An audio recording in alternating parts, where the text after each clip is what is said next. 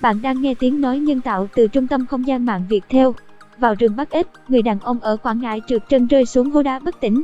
Sau 3 ngày, anh được phát hiện, đưa đi cấp cứu và thoát chết thần kỳ. Bạn đang nghe tiếng nói nhân tạo từ Trung tâm Không gian mạng Viettel.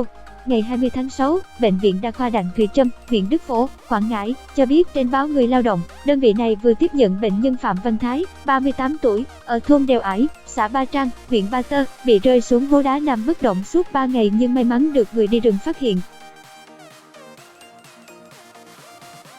Giọng đọc cung cấp bởi Tập đoàn Công nghiệp Viễn thông Quân đội Viettel. Sau khi được cứu chữa ban đầu, bệnh nhân được người nhà đưa ra Bệnh viện Đa khoa Đà Nẵng tiếp tục điều trị. Đại diện Bệnh viện Đa khoa Đặng Thùy Trâm cho biết thêm trên nguồn tin này. Sau nhiều ngày điều trị tại bệnh viện, anh Phạm Văn Thái đã được đưa về nhà tiếp tục chăm sóc. Giọng đọc được nghiên cứu và phát triển bởi các kỹ sư Trung tâm Không gian mạng Viettel.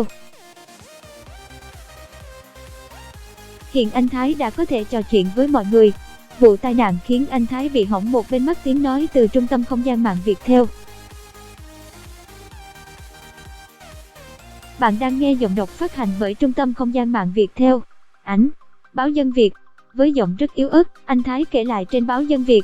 Vào tối mùng 5 tháng 6, tôi một mình từ nhà cha mẹ ruột ở xã Ba Trang vào rừng để soi ếch. Do đêm tối và bất cẩn nên bị rơi xuống hố, đầu mặt đập vào tảng đá cạnh lớn và bất tỉnh. Giọng đọc thuộc bản quyền Trung tâm Không gian mạng Viettel.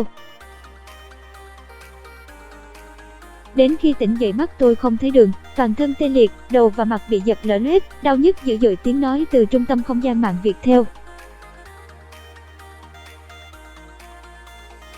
Bị thương tích trên người hành hạ, rồi đói khát kéo dài nhiều chục giờ nên sau đó tôi ngất đi cho đến khi được người dân đi rừng phát hiện và đưa đi cấp cứu. Cảm ơn bạn đã sử dụng dịch vụ của Trung tâm Không gian mạng Viettel.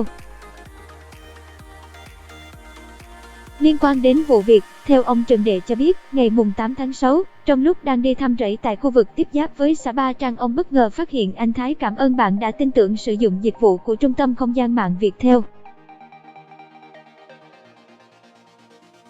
Bạn đang nghe giọng đọc phát hành bởi Trung tâm Không gian mạng Viettel. Mới đầu tôi cứ tưởng là xác chết vì toàn thân lở loét, côn trùng bu kín. Sau khi bình tĩnh, tôi tiến đến gần thì thấy người này còn thở thoi thóp.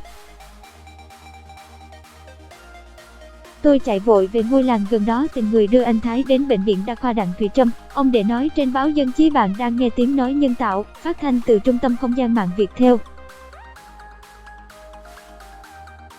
Do hoàn cảnh khó khăn nên gia đình đành phải đưa anh Thái về nhà để chăm sóc. Ảnh, báo Dân Chí. Giọng đọc được nghiên cứu và phát triển bởi các kỹ sư Trung tâm Không gian mạng Viettel. Dịch vụ tổng hợp tiếng nói được cung cấp bởi Trung tâm Không gian mạng Viettel. Ông Phạm Văn Nghệ, cha ruột anh Phạm Văn Thái cho biết, sau khi anh Thái vào rừng và không thấy trở về, mọi người đã nỗ lực tìm kiếm nhưng bất thành. Khi những tia hy vọng đang dần tắt thì may mắn con trai ông đã được một người ở huyện Giáp Ranh phát hiện, ứng cứu kịp thời. Cảm ơn bạn đã sử dụng dịch vụ của Trung tâm Không gian mạng Viettel. Hiện gia đình đã đưa cháu về nhà chăm sóc. Vụ tai nạn khiến cháu Thái hư một mắt, một số vết thương vẫn còn lở loét, ông Nghệ nói trên nguồn tin này. Bản quyền thuộc về Trung tâm Không gian mạng Viettel. Cũng theo báo Dân Việt, các bác sĩ Bệnh viện Đa khoa Đặng Thùy Trâm chia sẻ, anh Thái bị rơi xuống hố đá dập nát mặt, chấn thương, tê liệt nhưng vẫn sống sau 3 ngày nằm trong rừng là trường hợp vô cùng hy hữu. Tiếng nói từ Trung tâm Không gian mạng Viettel.